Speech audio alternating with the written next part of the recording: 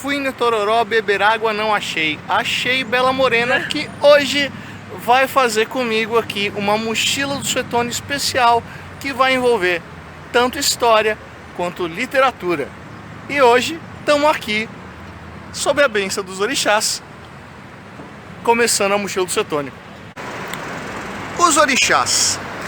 Orixás são alguns tipos de divindades de origens africanas que você vai encontrar numa série de religiões. Aqui no Brasil você vai encontrar na Umbanda, na Quimbanda, no Candomblé, mas em algumas religiões ali do Caribe, como por exemplo o Voodoo, você encontra algumas dessas figuras dos orixás. Essas divindades de origem africana chegaram no Brasil através dos escravos, que vão trazer no seu cabedal cultural. No entanto, até o final do Império, a única religião permitida no Brasil era o catolicismo. Todas as outras eram consideradas proibidas. Para conseguir garantir a sua permanência de culto, os escravos que aqui vieram vão começar a conectar a imagem do orixá com a imagem de santos católicos, compondo o que a gente chama de sincretismo religioso.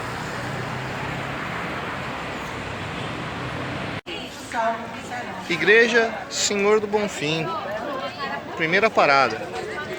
Não vai dar pra gente fazer uma filmagem lá dentro, porque tá rolando a missa agora, né? Igreja Senhor do Bonfim é a igreja barroca ainda, tá? Já é a fase decadente daqui, né? O centro da economia já não estava mais aqui no Nordeste, já tinha migrado lá para Minas Gerais, né? A gente já está no ciclo do ouro.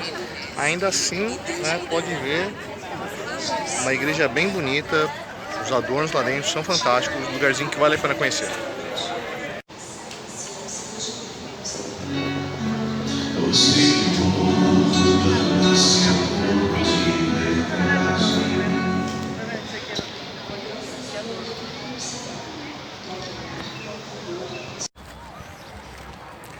E aqui, Forte Monte Serra, que fica diante da Baía de Todos os Santos, feito para proteger a entrada de Salvador.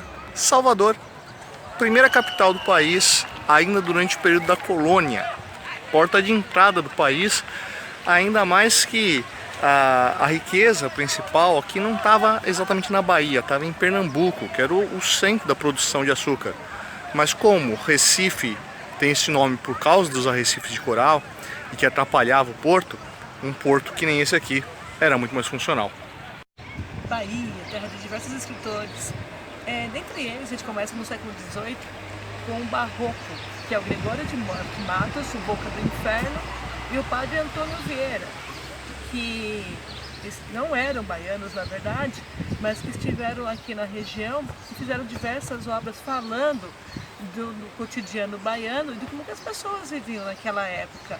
Como era barroco, a gente vai falar de um período bastante controverso, onde as pessoas até sabiam que estavam pecando, tanto que diversos poemas do Gregório ele fala disso, ele pede perdão a Deus por saber que é um pecador, mas ao mesmo tempo precisa da bênção de Deus.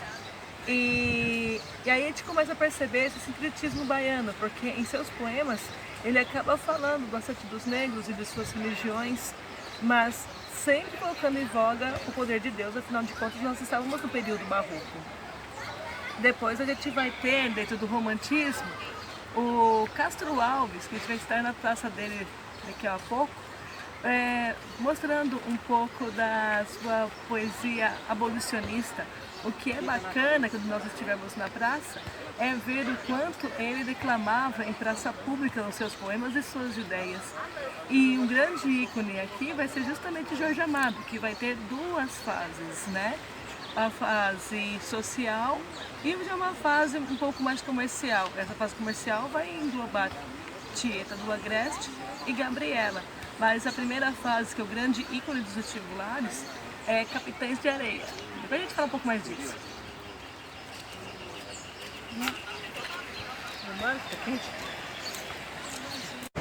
O livro Capitães de Areia acontece aqui entre a cidade baixa e a cidade alta. Os meninos virem no tapiche que fica ali perto do porto. E a grande cena, uma das cenas principais do livro, é justamente quando o personagem sem pernas está fugindo da polícia. E ele não quer mais ser preso, porque ele já tinha sofrido demais durante toda a sua vida. Inclusive, o personagem sem pernas é um dos personagens mais emblemáticos e mais cruéis do livro, o que faz ele ser extremamente peculiar. Quando chega justamente no final, ao spoiler, ele está fugindo da polícia e ele vai justamente ficar naquela parte branca ali ao lado do elevador Lacerda, onde ele abre os braços e se joga. Então é sempre importante mostrar justamente de onde ele se jogou, porque na cena do livro não fica tão emblemática, tão forte, se você não tiver noção do que é se jogar ali de cima do elevador Lacerda. E agora estamos aqui no centro do Pelourinho, né? Estamos no núcleo religioso aqui da cidade, onde você tem aqui 3 igrejas, né? Aqui é a de São Gusmão, a de São Francisco, que a gente vai daqui a pouco, e a Basílica Central. Todo estilo barroco, né? Você pode ir observando aí ao fundo, né? Algo bem mais rico do que a gente viu lá na Igreja do Senhor do Bonfim, né? Um adorno aí bem delicado. E ó, lá em cima você vai ver uma técnica desenvolvida ainda durante a Renascença, chamada trompe-l'œil, que quer dizer engana o olho. Você percebe que parece que o teto avança mais um nível, só que esse é falso, né? O que você está vendo dentro da moldura é o teto de verdade, enquanto lá dentro você tem esse engana-olho, né, que estende mais um nível de teto aí.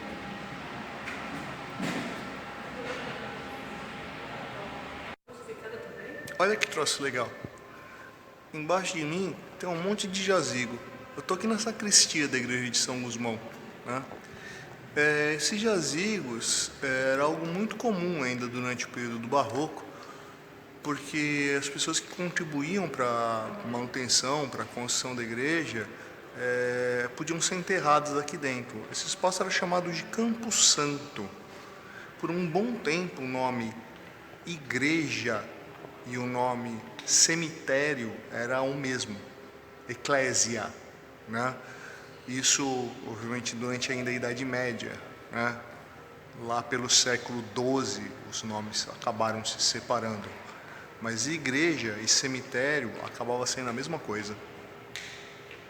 Soluções para a falta de energia elétrica. Enquanto você não tinha microfone, nenhuma tecnologia do tipo, quando o padre ia fazer a homilia, ao invés de falar de lado ao lado, ele subia aqui no meio da igreja para poder falar com a assembleia. Todo mundo podia ver e ouvir.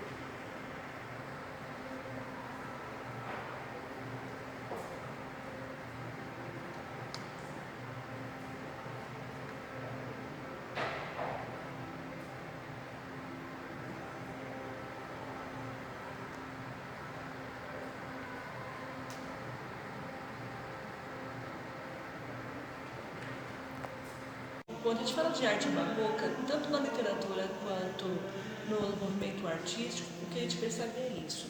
Sempre um grande detalhamento. Esses detalhamentos significam que Deus está presente em tudo. É por isso que dentro de igrejas barrocas ou de castelos barrocos, principalmente igreja, a gente percebe a grande preocupação de eles colocarem detalhes em todos os lugares em que estão. Porque isso aqui é uma forma de lembrar que Deus estava presente e estava de olho em tudo. Principalmente eles estão de olho em tudo. É por isso que o Barroco acabou sendo um período bastante controverso e até ameaçador. Porque ao mesmo tempo que o padre Antônio Vieira, por exemplo, falava das graças e maravilhas de Cristo, ele também deixava bem claro que Cristo estava de olho em você, por isso você não podia ser um pecador. Então, quando você olha para todos esses detalhes, você se lembra da riqueza, sim, de Deus em nossas vidas. E também o nosso de eu estou de olho em você. Fachada da igreja de São Francisco. Olha o que a Rosa estava falando aqui do preenchimento exagerado, esse horror ao vazio, né? Esse detalhamento em todos os cantos, né? Uma baita de uma obra trabalhosa, justamente para destacar o valor da presença constante. Só para complementar, o que é legal das igrejas barrocas é que, além de sempre lembrar da presença de Deus, também sempre há uma lembrança de que você vai morrer e de que o mal está presente. No caso do que você vai morrer, perceba que aí ao pé da cruz nós temos uma caveira que já está um pouco destruída, mas dá para ver os ossos cruzados.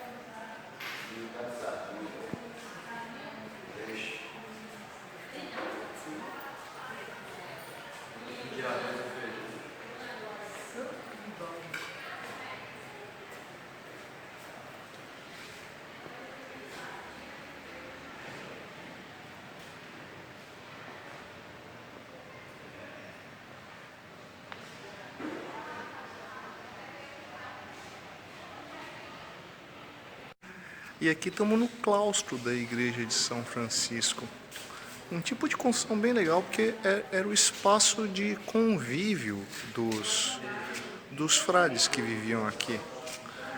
Isso aqui é uma construção típica das vilas romanas, que era um espaço a céu aberto, né, onde caía a chuva e que aqui escorria para um fosso, mas que nas vilas romanas, no final aqui, tinha um tipo de uma fonte para armazenar água que abastecia a casa.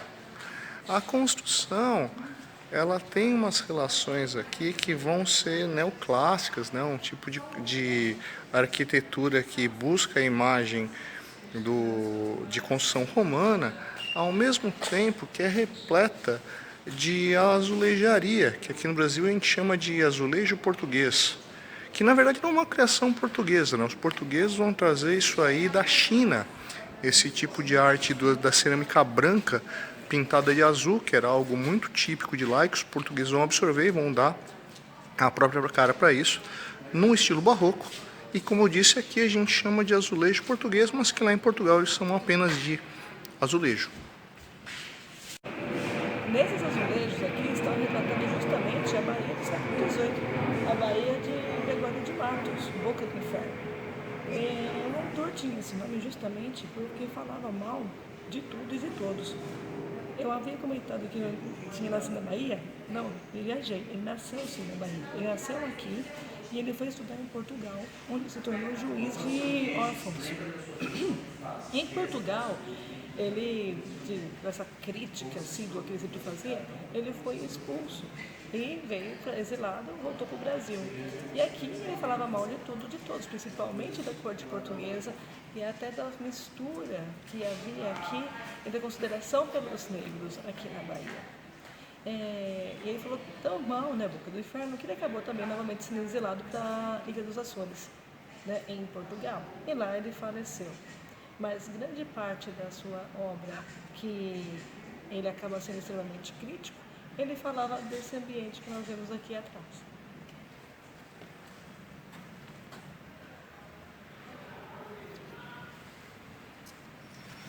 Na Capela Sistina do Vaticano, a gente lembra que Michelangelo teve que se deitar e pintar todo o teto enquanto fazia o seu serviço. Aqui no Brasil, diversas igrejas barrocas como essa de São Francisco foi feita diferente. Então, foram colocadas as madeiras, as tiras de madeiras no chão, pintado e depois colocadas no teto.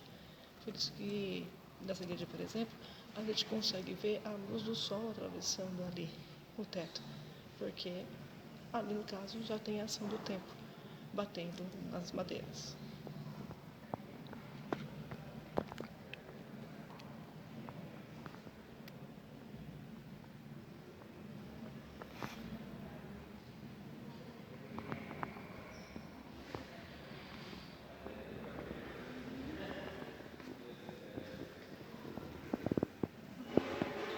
E olha que troço mais lindo, a gente está aqui embaixo da igreja de São Francisco e estamos no ossuário. Olha, é um cemiterião dos frades que trabalharam, viveram aqui, e lá no fundo um altar para ter celebração, inclusive. Olha que lindo.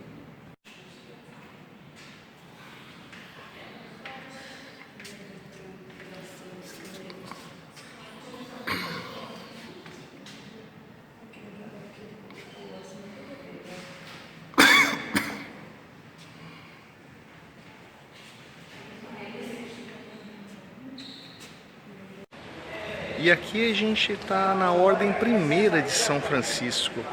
Os maiores exemplos de arte barroca que a gente tem no Brasil. A principal obra barroca da Bahia. Não dá nem para descrever. Vou deixar o vídeo para vocês.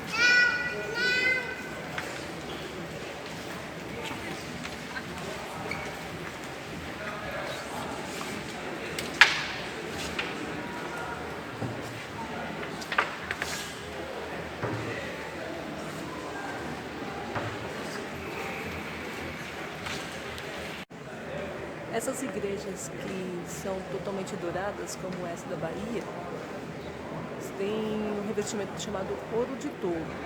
Ou seja, isso aqui não é ouro de verdade. Então, caso você venha da Bahia ou para Minas Gerais e queira tirar, levar uma lasquinha para casa achando que pode defender, derreter e ganhar uma graninha, esquece, tá? Isso aqui era apenas uma poeirinha de ouro que era colocada sobre a madeira para poder servir realmente de enfeite. Aqui, é claro, foi usada bastante poeirinha de ouro, né? Para deixar, como nós já falamos, todos os cantos dela revestidos com a presença de Deus.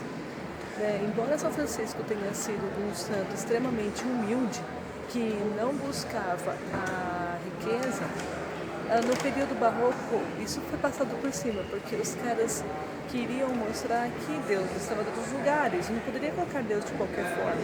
Por isso, a preferência pelo ouro. Claro, também tinha razões econômicas, isso aí eu falo que explica melhor. Mas, pensando no artístico, era que Deus tinha que ser representado da melhor forma possível, mais douradamente possível. Agora uma rápida denúncia. Aqui no claustro da Ordem Primeira de São Francisco, tem uma série de imagens onde você vai encontrar essa figura da morte. Tá vendo a cara dela? Tá vandalizada, não é desgaste. Tem uma série de imagens aqui, todas elas com a cara vandalizada. Por quê? Isso aí foi feito por visitante, gente que achava que coisas desse tipo, morte, demônio, não deveria ter um ambiente de igreja. Não seja estúpido. Não vá fazer uma besteira dessa e ficar vandalizando obra histórica. Aqui estamos na sala do capítulo da Ordem Primeira. A Ordem Franciscana é uma ordem missionária. Isso quer dizer o quê? Regularmente, os frades mudam de igreja, eles mudam de paróquia onde eles trabalham. E frequentemente eles se reúnem no que é chamado de capítulo, que serve não só para reorganizar esses sacerdotes, como para poder discutir quais são os caminhos da ordem que eles farão. No caso aqui, essa era a sala do capítulo.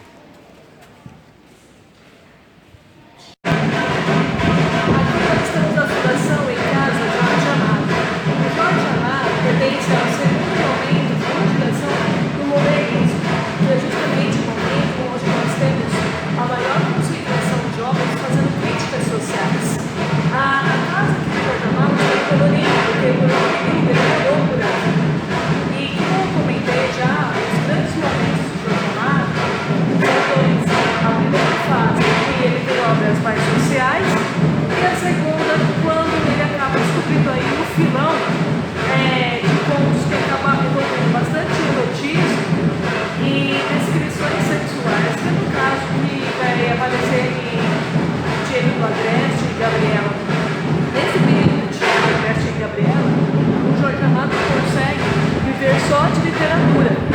Então é um dos primeiros escritores brasileiros que vivem só disso.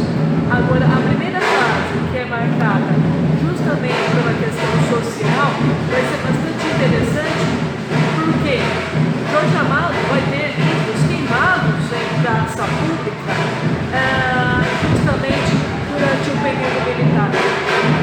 Isso antes da década de 50. Na segunda período do século XX, mais ou menos da década de 60, ele tem que entrar junto com Érico Veríssimo para novamente solicitar que os livros não sejam censurados. E isso por quê? O Capitães de Areia, por exemplo, que é uma das obras mais emblemáticas dele, falando desse período social, ele não faz nada mais do que simplesmente mostrar a realidade como ela é. Então ele vai mostrar meninos, por exemplo, são meninos de rua, que cometem estupros, que cometem roubos. Ele não vai mentir em relação a isso, mas ele vai fazer uma reflexão sobre o que levou esses meninos para a rua, o porquê que eles são assim. E só o fato de fazer essa reflexão já era considerado um ato promíscuo, um ato de comunismo durante o período de ditadura militar. Já na época de Vargas. Então, justamente por conta dessas histórias contadas, é que ele teve livros queimados em praça pública e ele é considerado por muita gente um autor comunista. E, obviamente, depois de passado esse período, ele acabou ganhando da graça do povo, teve várias obras gravadas pela Rede Globo de televisão, por exemplo, e prêmios, ganhou prêmios no mundo inteiro. Então essa casa aqui, ela vai mostrar pra gente desde quando ele assumiu a cadeira na Academia Brasileira de Letras e na Baiana, e assim todos os prêmios que ele recebeu. É muito bacana.